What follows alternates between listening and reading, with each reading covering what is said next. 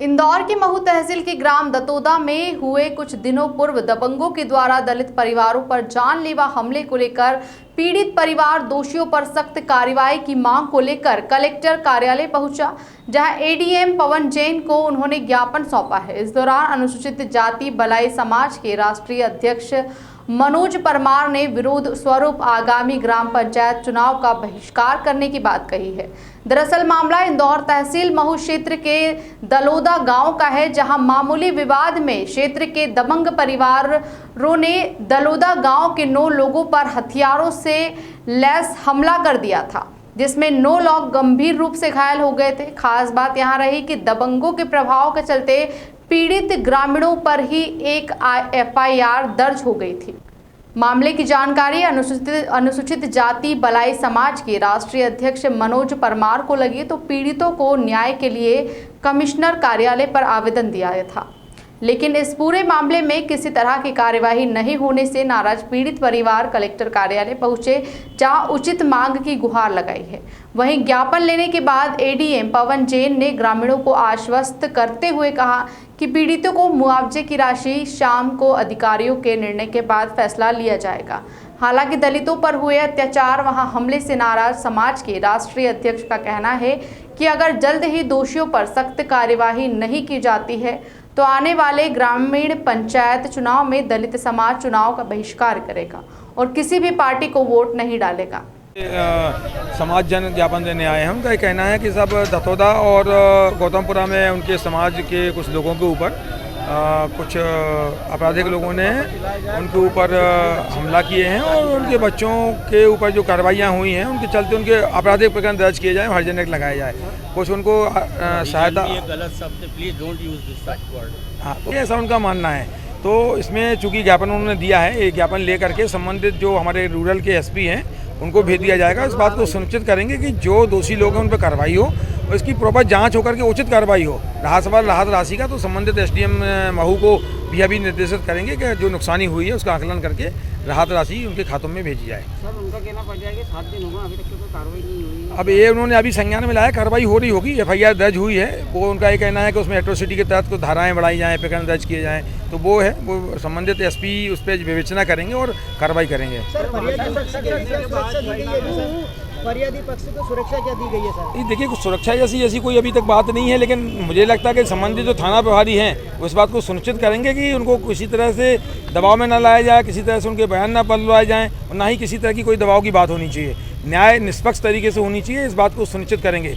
वरिष्ठ अधिकारियों के संज्ञान में भी ये बात तत्काल लाई जाएगी। सर, समाज की तरफ से चेतावनी दी गई कि अगर कार्रवाई नहीं की गई तो दलित समाज चुनाव का बहिष्कार करेगा, ऐसा उनका कहना है। अब इसमें तो मैं कुछ नहीं कहूँगा, मैं सभी लोगों से ये कहूँगा कि चुनाव एक लोकतंत्र का हमारा व्यवस्था का भाग है और सबको अपने मताधिकार का उपयोग करना चाहिए।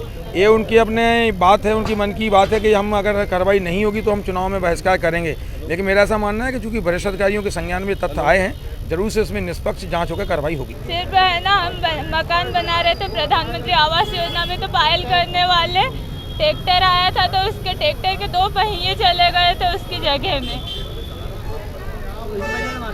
इस वजह से मारपीट की उसने, है ना। पहले तो 30 जो सामने वाला था ना, उसने जगह खरीद रखी थी, सामने से 30 फीट और पीछे से 40 फीट, तो उसने, है ना, हमारी जगह ले ली 10 फीट। तो हमने रिपोर्ट की थाने में जाके, तो थाने वाले टीआई साहब आए और 5-5 फीट दोनों को दिला दी। उसमें हम खुश थे कि 5 फीट तो चलो ठीक है, ये ऐसे काटने मारने की बात कर रहे हैं तो हमें 5 फीट ही बहुत। फिर वो सुबह गया और पंचायत को बुला लाया, सब कलौता समाज के थे, उसकी तरफ फैसला किया, 3 फीट जगह दी हमें।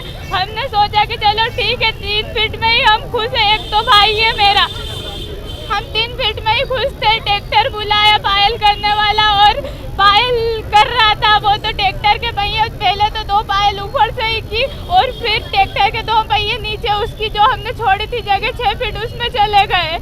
तो उसने बहुत गाली दी मेरी मम्मी को और हमें सबको। तो और फिर वो उसको ट्रैक्टर वाले को गाली देने लगा, तो मेरी मम्मी हाथ जोड़ के गई कि दादा मेरा मकान बना लेने, तो प्रधानमंत्री आवास योजना में मिला है। तो मम्मी की चोटी पकड़ के लेके घसीटते हुए आया और मारपीट की। और ये सुखराम और उसका लड़का, पूरा परिवार था उसका, पिता कलौता समाज के। थाने गए थे क्या वहाँ? 4 जने थे, हम थाने गए तो हम बता रहे थे तो पुलिस वाले ने मेरी मम्मा को बाहर कर दिया कि आप बहुत चिल्लाते हो, बाहर जाओ। यहाँ क्या आए थे, क्या हुआ? यहाँ पे सर ने मदद करने का बोला है कि उनको कड़ी से कड़ी सजा देंगे हम। महू तहसील के ग्राम दतोदा में रात्रि के वक्त सैकड़ों की संख्या में दबंगों ने हमारे रविदास समाज की बस्ती पर हमला किया। उसमें 9 से अधिक लोग घायल हुए, 15 से अधिक मकानों में तोड़फोड़ की गई, 15 से अधिक गाड़ियों में तोड़फोड़ की गई और हमारे लोगों की, जिसमें एक व्यक्ति की आंख तो फूट गई है, आंख चली गई। एक व्यक्ति आज भी शंकर लाल जी वो जीवन और मौत से हॉस्पिटल में संघर्ष कर रहे हैं। एक 4 साल की बच्ची को जान से मारने की कोशिश की गई, उसको उठाकर जमीन पर पटका गया। एक गर्भवती महिला अनीता चौहान के पेट में गर्भ में लाठू से मारे गए, जिससे वहां पर वो स्पॉट पे बेहोश हो गई थी। इस मामले को लेकर उसी समय जब शशिकांत जी कनकने, अजय जी वाजपेयी और महू के एसडीएम उनने खुद ने इस चीज़ का मौका मुआयना किया था और 12 लोगों पर नामजद और 80 लोगों पर एफआईआर दर्ज की थी अज्ञात में। वो 80 लोगों की गिरफ्तारी नहीं हुई है। वो हमारे लोगों को निरंतर प्रताड़ित कर रहे हैं, धमका रहे हैं राजीनामे के लिए। इसलिए हम यहाँ पर आए थे कि वे लोग धमका रहे हैं, उनको गिरफ्तार किया जाए। उन लोगों ने राजीनामे का दबाव बनाने के लिए एक फर्जी व्यक्ति को गौरव हॉस्पिटल खंडवा रोड पे भर्ती कर रखा है। उसकी जांच की जाना चाहिए। नुकसान का मौका मुआयना, नुकसान का आंकलन 26 मई की रात को क्षेत्र के तहसीलदार, क्षेत्र के एसडीएम और क्षेत्र के आरआई पटवारी द्वारा कर दिया गया। आज 8वां दिन है, मुआवजा क्यों नहीं मिला, इस बात को लेकर हमने यहाँ पर आज आक्रोश व्यक्त करा है। यहाँ रविदास समाज अकेला नहीं है, यहाँ पर भलाई समाज, वाल्मीकि समाज, मांग मातंग समाज, जनजाति वर्ग, अनुसूचित जाति जनजाति वर्ग, बहुजन समाज, सभी इसकी मदद के लिए इस समाज के साथ कंधे से कंधा मिला के खड़ा है। और यदि हमारी मांगे नहीं मानी जाती तो आने वाले चुनाव में अनुसूचित जाति पूरी तरह से बहिष्कार करेगी, चुनाव का वोट नहीं डाला जाएगा किसी भी पार्टी को। हम इस बात को लेकर आक्रोश व्यक्त किया है। हर प्रत्येक व्यक्ति को, अभी 9 लोगों को 15-15 हज़ार रुपये देने का एडीएम जो पवन जी जैन है उन्होंने आश्वासन दिया है कि 15-15 हज़ार रुपये अभी तत्काल, मतलब अभी या शाम तक या सुबह तक पहुंच जाएंगे उनके खातों में। और यदि अगर ऐसा नहीं होता है तो मंत्री जी के जो निधि होती है, विधायक निधि होती है, उससे कुछ राहत राशि दिलाएंगे। फरार 80 लोगों पर कार्रवाई की जाएगी, उन्हें तत्काल गिरफ्तार किया जाएगा। ऐसा आश्वासन माननीय एडीएम पवन जी जैन द्वारा हम लोगों को दिया गया है।